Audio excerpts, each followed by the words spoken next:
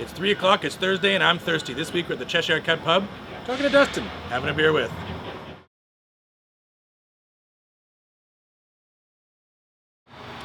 Welcome to Having a Beer With. This week we're with Dustin Therrien at the Cheshire Cat Pub.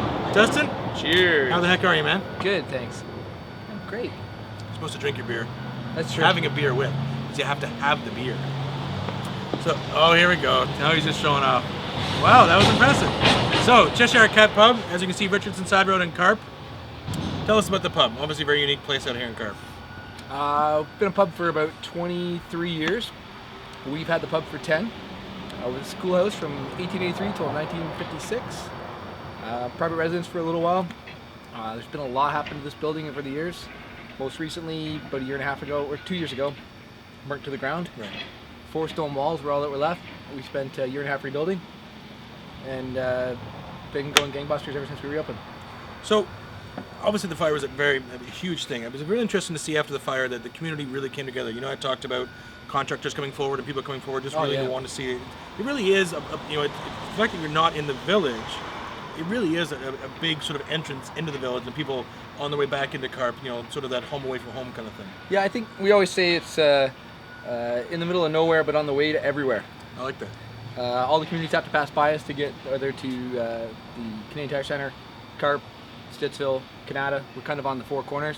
A lot of people, when they first come out to the location, it doesn't really make sense that there's this pub with gardens and everything set in kind of an industrial area, but right. It works. And when you're on our patio or in our place, it doesn't feel like you're anywhere but in the pub. Nice.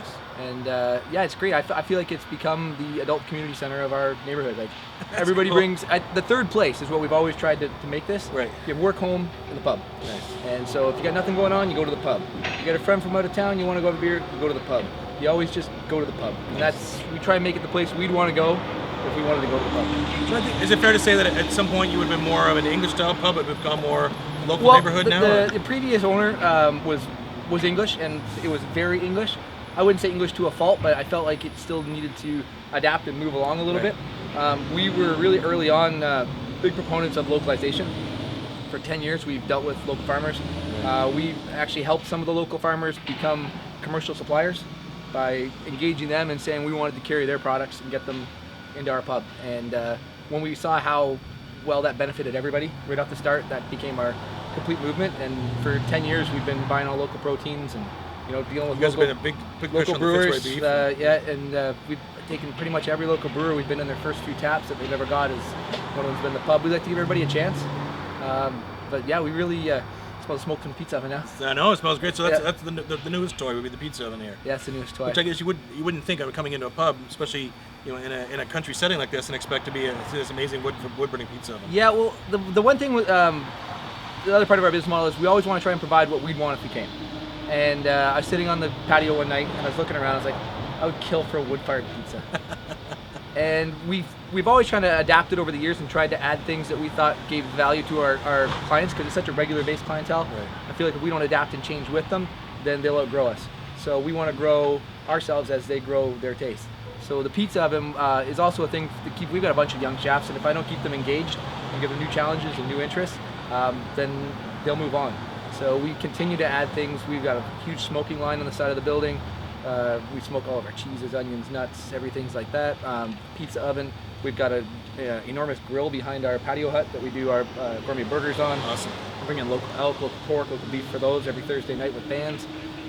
It's just, again, all comes around to trying to provide what you'd want if you came to the pub. So let's get back to the most important topic of the day, the beer. How many taps do you guys have? We have 24 draft taps and 2 cask taps. Nice.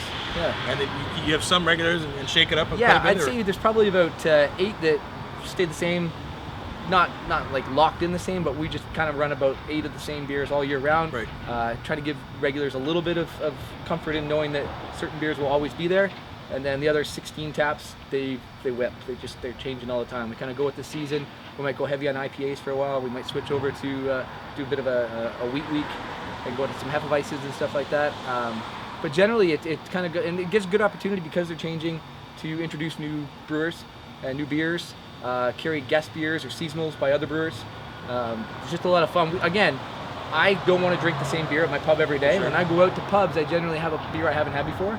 or at least one I haven't had in a long time. So we kind of try and mix that up and bring in some old classic English beers, but then go with something crazy that one of the brewers in town said, I've added this, this, and this to a beer. Will you take a chance on it? Yeah, we'll take a try, chance. right? Yeah. That's awesome. Guys, come on up to Cheshire Cat, corner of Richardson Side Road and Carp. Excellent beer selection, incredible menu. Check out the new pizza oven.